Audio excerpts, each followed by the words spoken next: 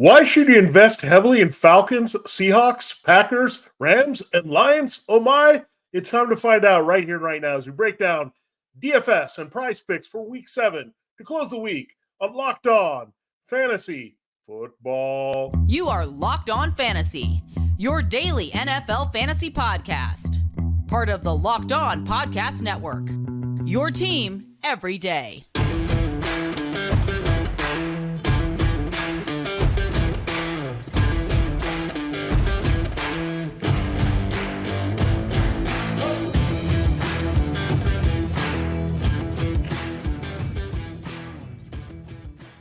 Greetings, everyone, and welcome to another edition of the Locked On Fantasy Football Podcast. We're on a Friday here. That means we're going to look at DFS and picks of the week here for us on the show.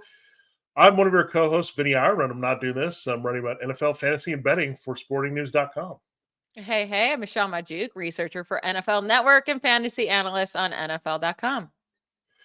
We're Locked On Fantasy Football, your destination to become the smartest fantasy football player in the league. We're part of Locked On Podcast Network, your team every day, your fantasy football team every day.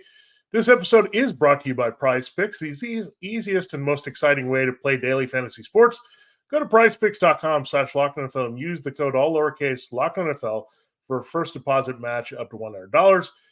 We will get into those picks of the week. Michelle and I both do 3 here that you can target. It was very successful for us last week. And I'm going to go after some of those low number props. A teaser again for this week. Before we do that, we're going to look at FanDuel, look at our quarterback and wide receivers we want to target, as well as running backs and tight ends. We'll dive in a moment. But Michelle, Derek Carr, he didn't really do a lot. And I guess I was right about Taysom Hill last night.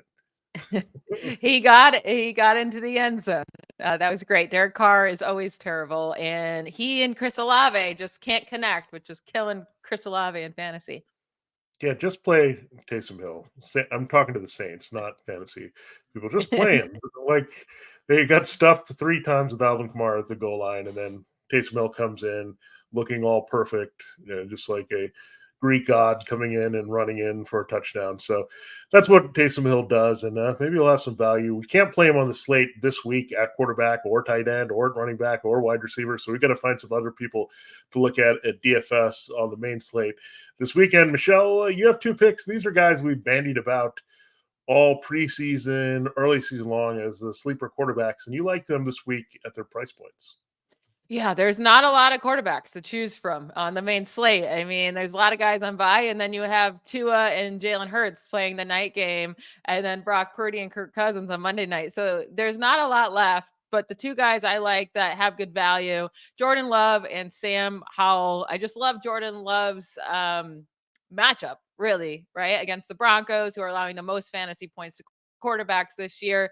And we saw Jordan Love have really good fantasy weeks pretty much every week until that last game we saw him in. And with Christian Watson fully healthy, I expect that offense to do great things against the Broncos defense. And then with Sam Howell, he's been super consistent fantasy scorer. And again, like I brought this up on our quarterback ranking show with Sam Howell. The Giants don't have a pass rush. They really don't. They're not being able to consistently pressure the quarterback. And that's Sam Howell's biggest problem, right? So if you don't put pressure on him, he's going to get stuff done. So I really like him in fantasy this week as well. And I think his value at $7,400 on FanDuel is a really nice price there for him. Yeah, I'm working around the same price points as you are. And I look at this price for Jared Goff. I mean, not bad at 76 is what I have it as here.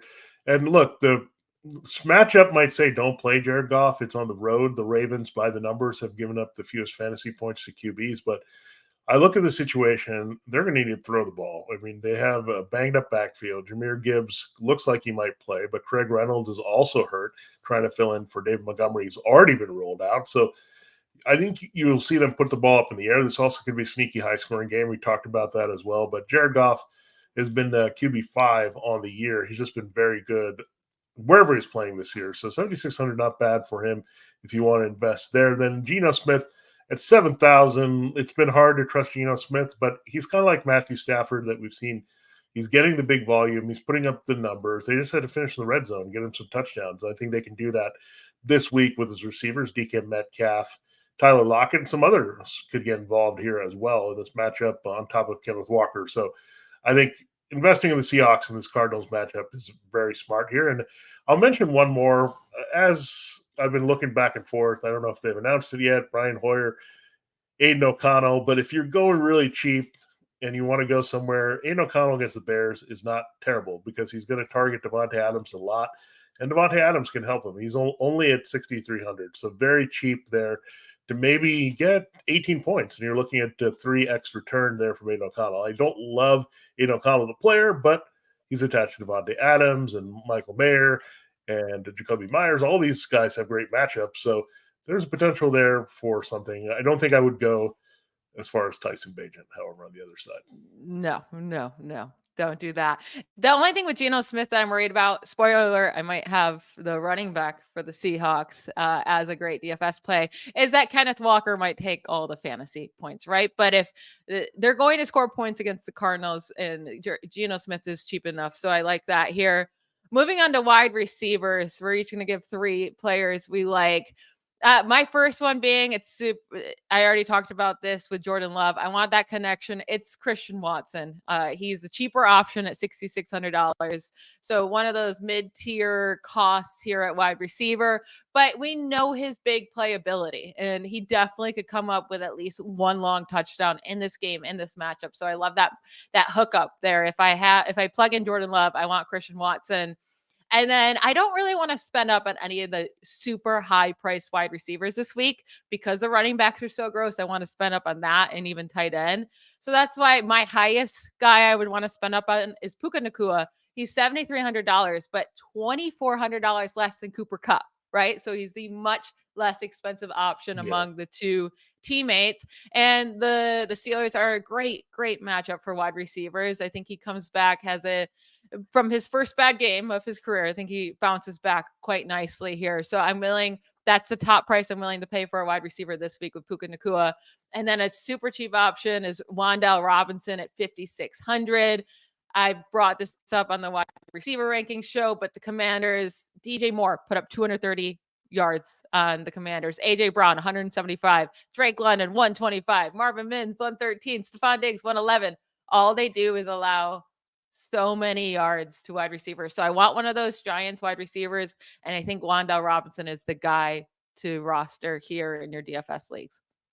Yeah, we'll see. Tyrod Taylor would be good for Robinson because they really had a good connection last week. Christian Watson might be a little bit Pat Surtain too, but he's struggled in coverage as well this season, along with the rest of the Broncos. So I wouldn't be worried too much about Surtain being on the other side here for the Broncos in looking at him. And then Puka Nacua, just a very solid spot here against the Steelers secondary, just a guy that can create mismatches all over the field. Now, I'll go with my 2 cheap guys, and I would pay up for one guy this week, and he's part of a stack. But Drake London, he came through big time last week, set career highs in all the big numbers, targets, yardage, catches. He didn't score, but I think you'll get that opportunity potentially this week against the Buccaneers. What's been helping Drake London and Kyle Pitts is the fact that they're throwing the ball more. They're forced to throw it more. When they're trailing, making mistakes, they don't want to throw that many times with Desmond Ridder. But, hey, Desmond Ridder is capable of 300-yard games, as we've seen here the past 2 weeks. So, look, I think the Bucs can have their way a little bit with this defense and have some versatile options there. So Drake London should get a decent amount of targets again at 6,900 is a really good price. Now, I don't mind looking at DK Metcalf in that game as well to stack with Geno Smith, but Tyler Lockett is the slightly cheaper option there that you can look at 6,800. We've already seen him blow up for a 2-touchdown game. He seems a little bit more boom or bust here with his plays, but I think he's the healthier guy right now. You have to worry a little bit about that hip injury. I know Metcalf is going to be out there, but Lockett is capable of some big games with Geno Smith, and this could be another one of them this week. And then you look at Amon-Ra St. Brown. You have to pay up to 8,200 to get him. But I think he's going to be a big part of this offense and what they flow through this week. He's a big part every week, but when you look at it, Sam Laporta has a tough matchup at tight end. It's hard to throw deep. Jameson Williams on this team. So the slot could be very wide open, high volume there for St. Brown. So I like those 3, St. Brown, London, and Lockett this week as my 3 picks. And I really like 2 of your picks, Nacua and Robinson. I had them on my own list as well. Yeah, I definitely consider Drake London here. I'm going to be talking about him in my prize picks of the week, but I love that matchup for him. And I just love the usage that he's getting. And with him on Raw, he's always fantastic. And Tyler Lockett is always capable of putting up a huge game. So love that stack if they do end up scoring through the passing game. We're going to get to our running backs and our tight ends, our favorite DFS plays this week at those two positions. But first, we have to hear from a couple of our sponsors. The show's brought to you by Jase Medical. Everyone should be empowered to care for themselves and their loved ones during the unexpected. That's why Jase Medical offers the Jase case. The Jase case provides 5 life-saving antibiotics for emergency use and gives you a peace of mind so they're not just hoping to have access to medication in an emergency. Jase Medical makes sure you have the medication in hand. Jase Medical is simple. They handle everything from the online evaluation to licensed pharmacy medication delivery and ongoing consultation and care. Don't get caught unprepared. Save more than $360 by getting these life-saving antibiotics with Jase Medical, plus an additional $20 off by using promo code locked on at checkout on jasemedical.com. That's JASE medical.com, promo code locked on. This episode is also sponsored by FanDuel. Snap into action this NFL season with FanDuel, America's #1 sportsbook. Right now, new customers get $200 in bonus bets guaranteed when you place a $5 bet. That's $200 in bonus bets, win or lose. If you've been thinking about joining FanDuel, there's no better time to get in on the action. The app is so easy to use. There's a wide range of betting options, including spreads, player props, over-unders, and more. Using FanDuel really does just enhance that sports viewing experience. It's a great time on there. So visit fanduel.com/locked on and enjoy the NFL season. Again, fanduel.com/locked on. FanDuel, official partner of the NFL.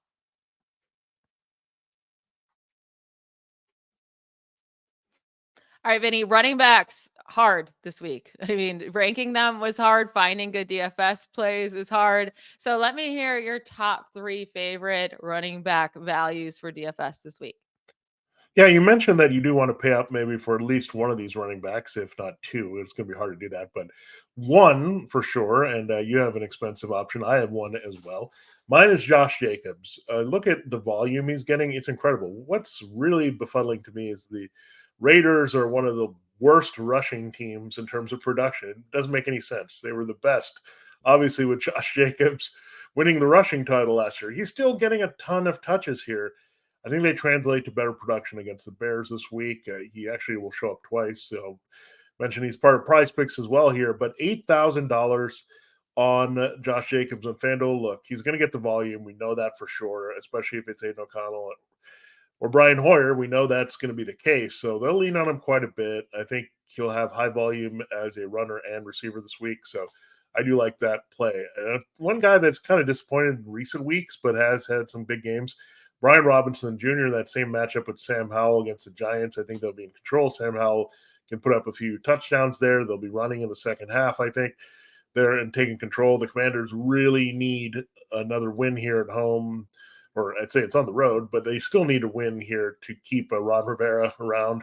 So I think Ron Robinson will be coming through there at 7,300 on FanDuel. Pretty nice price if you're saving a little bit of money. And Javonte Williams, a little bit of leap of faith here, but I thought he looked really good, at least with his knee. That was the biggest concern, how long it would take him to have the burst back. He had showed some of that against the Chiefs. Now, he didn't get all the opportunities to get it done against the Chiefs, but he had that hip injury as well. Now he's had the mini bye. He should be well rested here. The Packers give up a lot of points to running backs. So you can run on them. They've given up some massive combined games to backfields this season. So I do like him, especially at 6,000. I mean, if he was a little bit more than that, I wouldn't play him, but I really like that price for Javonte Williams. Yeah, I can't get on the Javonte Williams train just because it feels like a 3-headed monster. It's becoming right with Jaleel McLaughlin and Samaje Perine. Also, Javonte Williams did look good on the ground. He did, but he doesn't get the goal line carries, or he hasn't yet. There's not really many to go around in the first place. And also, he had 0 targets last week. So it's just hard for him to put up too many fantasy points there, but I feel like you could come up with these reasons why not to play so many running backs this week, right? It's Yeah. a hard group out there. That's why I want to pay up, and I'm paying up big time for Kenneth Walker, $8,800. So he's the second most expensive running back you can pay on the main slate.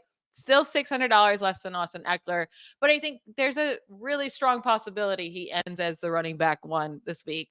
The Cardinals are allowing the third most fantasy points to the running back position this season. All Kenneth Walker is doing is scoring touchdowns left and right, like a rushing touchdown, at least one every game for each of his last 4 games played. And last year, when the Seahawks played the Cardinals, they really leaned on Kenneth Walker. I mean, they gave him 21 carries in one game, 26 the other. He had great fantasy production in both of those matchups. So I do think this is a game they're going to lean on the run. They don't really need to pass all that much to beat the Cardinals. So love paying up for Kenneth Walker here. And then my 2 cheaper guys, I'm just going with upside. That's what I'm going with here in this type of tournament play. It's Jahmyr Gibbs and Roschon Johnson. And I think these are 2 guys stuck with the rest of these gross running backs this week that could stink, right? They could do nothing, but they could also be top 5 running backs because they have that talent. So with Jahmyr Gibbs, we know David Montgomery's out of the game. The one game he played without Montgomery, he had 17 carries. Like if he gets that again, I love that usage for him. The issue is he wasn't used as a pass catcher that game, but he has been used as a pass catcher. Should be in this matchup in a game that should be close, higher scoring. So I think Jahmyr Gibbs has a super high ceiling this week. And then with Roschon Johnson, he's just a much better running back than Deonta Foreman. And I do that. He's a pass catching back as well.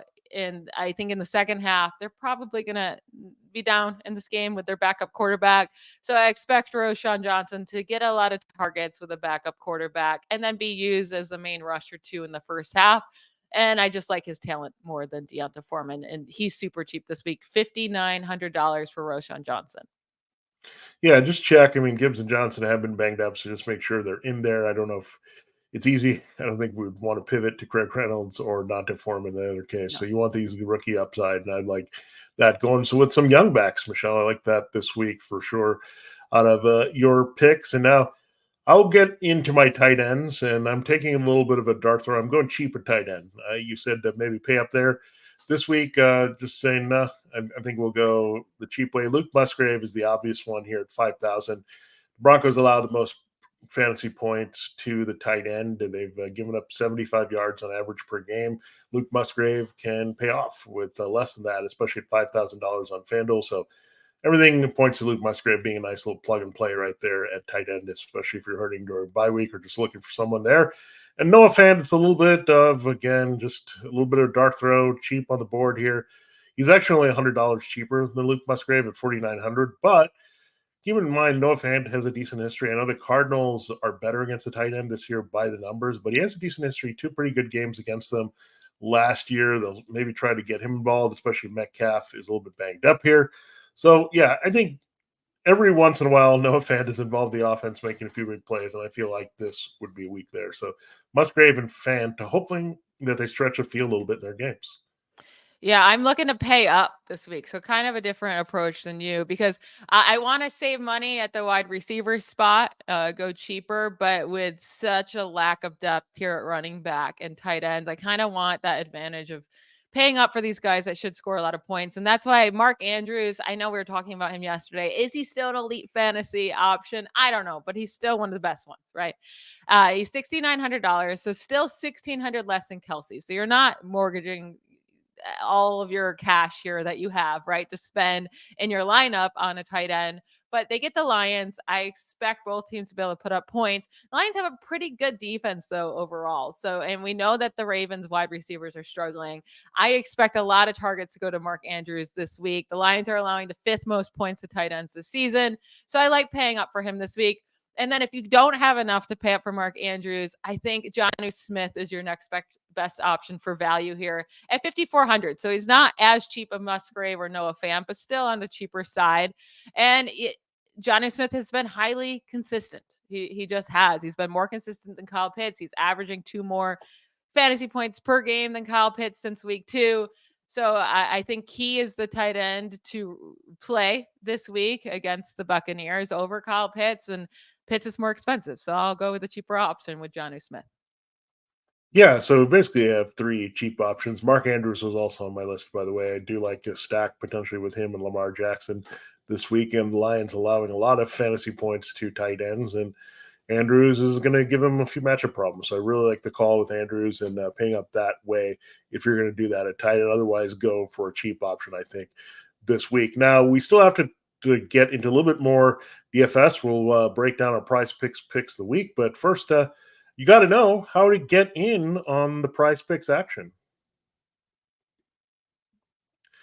Yeah, this episode of Locked On Fantasy Football is brought to you by Prize Picks, here to close the week. You just pick 2 to 6 players, and you just pick more or less than them delivering beyond their projections available there. It's really fun to play, and you can really turn $10 into 250 very easily. Up to 25 times your money is available. It's really simple to play. You can make and submit your picks in seconds. Quick withdrawals, easy gameplay, and an enormous selection of players and stat types are what make PrizePicks number one in daily fantasy sports among apps. This week, we'll have our picks coming up here, and it's really fantastic to get in the action now because now we have some data points. We know what these players have done, and have a little bit of history with these defenses as well. So something you want to consider and get in as another way to play here with fantasy football. It's very easy to get in. All you do is go to prizepicks.com/LockedOnNFL. Use the promo code LockedOnNFL for first deposit match up to $100. Again, prizepicks.com/LockedOnNFL, and you'll get a first deposit match up to $100. Check it out. You can't find an easier way to play DFS and get in on the action every week. This episode is also brought to you by DoorDash. When we're watching that action, we want to make sure that we are taken care of. And we might be so engrossed in a game and seeing what our fantasy players are going to do that we may not be able to get out there and take a break. And we don't want to do that. DoorDash makes it easy for us to be there and have the food coming up to us or whatever we need to push us through another exciting fantasy day. You can order chips, dips, nachos, anything you need there from the grocery store to help you from DoorDash, or you can go traditional pizza, wing, soda, get that delivered right there as well. So it doesn't get any better than that when you're watching football on Sunday and you don't have to worry about how your food and your nourishment is going to come to you. Just check it out there. You get 50% off up to a $10 value when you spend 15 or more on your first order. Just download the DoorDash app and enter the promo code LOCK23. Subject to change, terms to apply. Again, that's 50% off up to a $10 value when you spend $15 or more on your first order when you download the DoorDash app. There, just enter the promo code LOCK23 to take advantage of that now. All right, Michelle, it is time to close the show with our price picks of the week. Before we do that, just a little bit of a programming reminder here that later here, coming up soon, you'll have the football show live here. Locked On is kicking it up with the NFL kickoff live here at 2 p.m. Eastern, so coming right up here. Check it out. The hosts, Tanitra Batiste, Jarvis Davis, and Kyle Krabs will break down everything you need to know, every aspect of your game, matchup, fantasy as well, betting angles, all the good stuff with the help from all the correspondents across the country. Check it out. And you can also check it out this weekend anytime you want. Locked On NFL Kickoff Live every Friday, 2 p.m. Eastern on any Locked On YouTube channel. All right, Michelle, let us close with our price picks of the week. And of course, they're a little bit related. And you have a couple crossovers with our look at FanDuel. So go ahead with your 3 picks of the week. And I think we did pretty well last week. Yeah, I think I found the smash of the week. All right. Going through all the different options you have on PrizePicks. There's a lot of fun different options you can do. And I found one. Tyreek Hill and Cooper Kupp will combine for 189.5 receiving yards this week. Listen, Tyreek Hill himself could hit that number because he has before, but Tyreek Hill has hit 150 plus yards by himself in 4 games this season.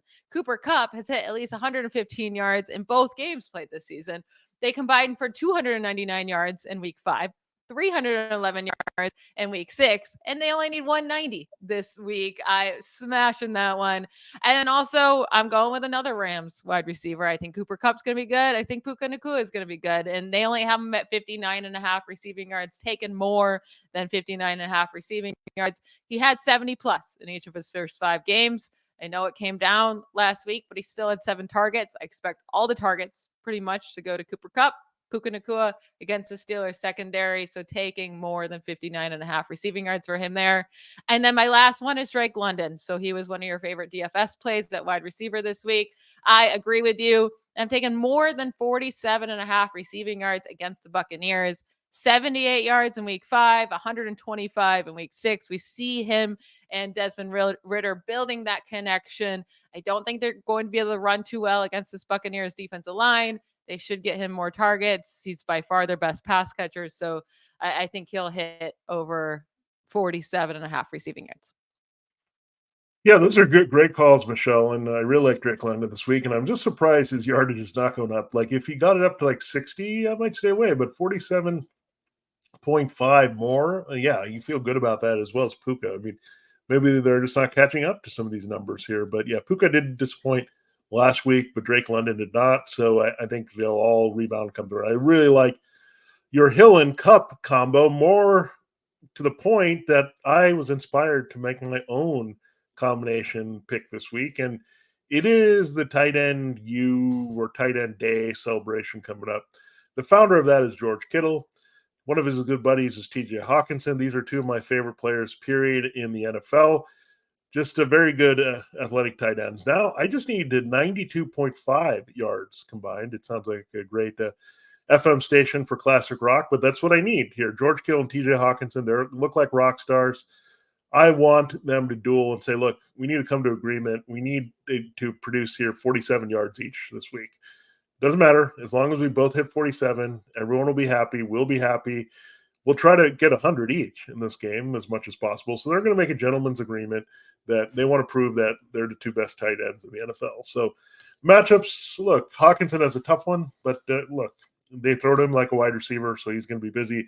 George Kittle, Deebo Samuel's banged up. We know what's going on there. So those are two that I really like to combine well. No, it's about a little bit, actually less than half of the Kupp Hill total. So I like that as well, that we can cash in on both here. Now, looking at a couple that are related to my DFS picks.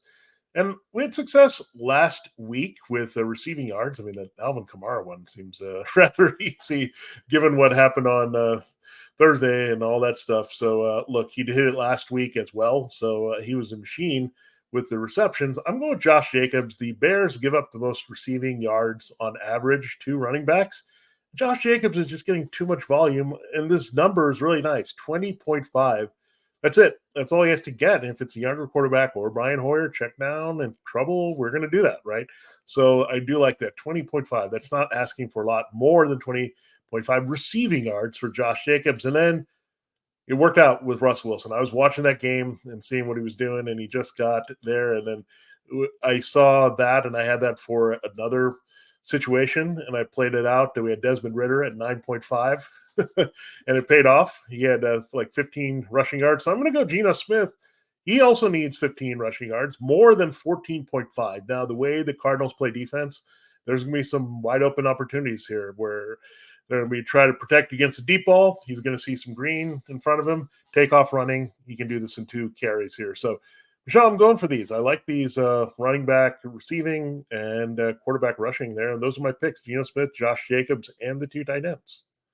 That Josh Jacobs one is such a smash with Aiden O'Connell likely to start, right? 11 targets in the first game that he played with Aiden O'Connell. And we talked about like backup quarterbacks go to the first read if that's not open, which will be Devontae Adams. He's just going to check it down to Josh Jacobs. And Josh Jacobs has been so involved as a pass catcher. I can't believe they have the line only at 20.5 receiving yards that he has to hit more than. That's fantastic. You love your tight ends this week, George Kittle and T.J. Hockenson. I hope it happens. I just have a hard time believing that Kyle Shanahan will use him. He should. He absolutely should. I have trust issues when it comes to Kyle Shanahan and George Kittle. Yeah, I mean, he's going to say, look, it's tight end day. It's a holiday. I need to celebrate. Give me the ball. My buddies on the other side don't make me look bad in front of T.J. Hockenson. So I think that comes into play. So I like these type of things where you have that. I kind of like that also on Sunday night where we have the Alabama reunion of sorts. You have Tua Tagovailoa and Jalen Hurts and Jalen Waddle and Devonta Smith. So I do like all those kind of little storylines where we all want to be buddies and all be successful. Somebody's going to win or lose the game, but we can all put up fantasy points and DFS points for everybody. That's how I think all these players should be going in every single week here. So great week again, Michelle. Thanks again for bringing terrific insight as you always do, and some really good advice out there for you all to help you dominate, whether you're playing DFS or seasonal this week. For this great week of Locked On Fantasy Football, this has been Vinnie Iyer. And I'm Michelle Magdziuk. Bye, y'all.